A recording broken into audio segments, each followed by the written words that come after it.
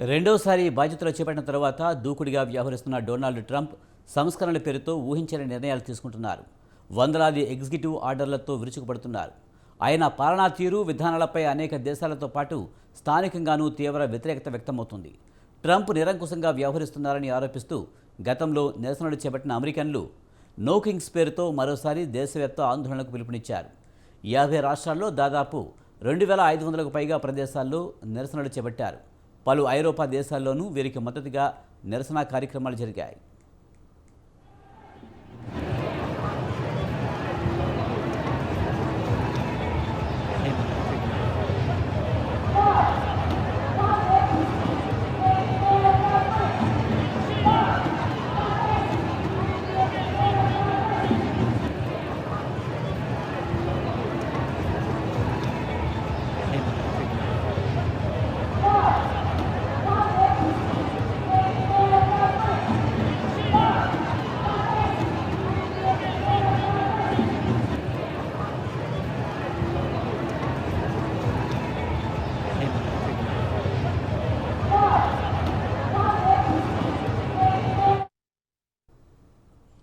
పాలనా సంస్కరణల నెపంతో ఎలన్ మస్క్ నేతృత్వంలో డోజ్ను ఏర్పాటు చేసిన ట్రంప్ వేలాది మంది ఉద్యోగులను తొలగించారు.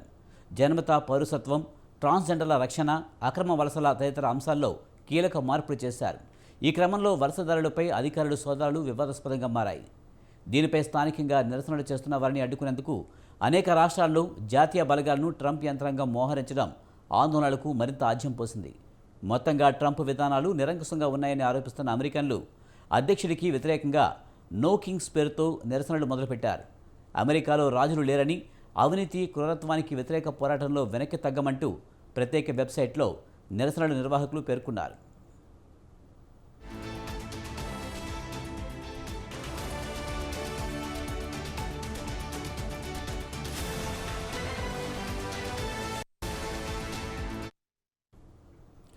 అధ్యక్షుడు ట్రంప్ ఈ జూన్లో మిలిటరీ పెరేడ్కు హాజరైన వేళ దేశవ్యాప్తంగా ఈ నిరసనలు కొనసాగాయి.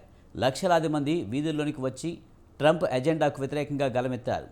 సెనెట్ నేత చక్ షూమేర్, మరో చట్టసభ సభ్యుడు బెర్నీ స్టాండర్స్ కూడా ఈ ఆందోళనలో పాల్గొన్నారు. ఇటీవల అమెరికా ప్రభుత్వం షట్డౌన్లోకి వెళ్ళిపోయింది. 3 వారాలుగా అనేక సేవలు నిలిచిపోవడం లక్షల మంది ఉద్యోగులపై షట్డౌన్ ప్రభావం చూపుతుంది. ఈ పరిస్థితులన్నీ అమెరికన్లలో మరింత ఆగ్రహానికి కారణమవుతున్నట్టు తెలుస్తోంది.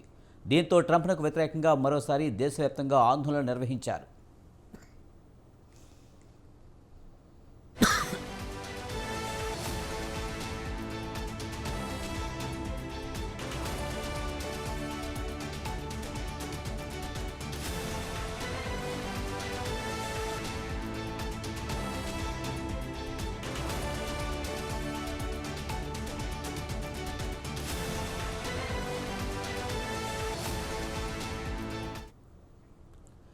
ఈ నిరసనలను వైట్ హౌస్తో పాటు రిపబ్లికన్లు తోసిపుచ్చారు.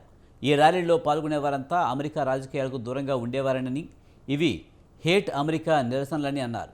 తాజా ఆందోళనలపై ఇటీవల ట్రంప్ ఓ కార్యక్రమంలో స్పందిస్తూ వాళ్ళు చెబుతున్నట్లుగా తాను రాజును కాదన్నారు. మరోవైపు తాజా నిరసనల నేపథ్యంలో ఆయా గవర్నర్లు అప్రమత్తమయ్యారు. ముందస్తు చర్యగా జాతీయ బలగాలను రంగంలోకి వచ్చారు.